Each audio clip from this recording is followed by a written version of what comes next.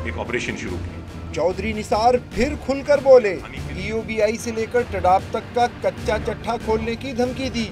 कहा कि सुई गैस कंपनी से लेकर PIA तक इनकी कारस्तानियों और कारगुजारियों पर मबनी इंक्वायरी रिपोर्ट्स और अदालतों के सामने केसेस पर किताबें लिखी जा सकती हैं। बयान में कहा, हद तो ये है कि इन्होंने हज और उम्रा को भी ना बख्शा, बदतरीन करप्शन की गई। अपने किरदार के बारे में वाजे कर दिया कि अल्लाह की मेहरबानी से वो सबके सामने है।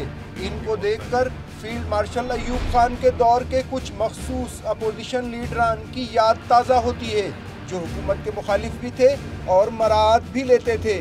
चौधरी निसार ने दावा किया कि उन्हें लेक्चर सुनाने वाली शख्सियत की पिछले 2.5 साल की कारकर्दगी और किरदार को बयान कर दिया जाए तो वो मुंह छुपाते फिरेंगे। बयान में कहा कि ज़ाती हमले और गैर मुहज़्ज़िब अल्फाज वही इस्तेमाल करते हैं जिनके पास कोई दलील या मंतक ना हो।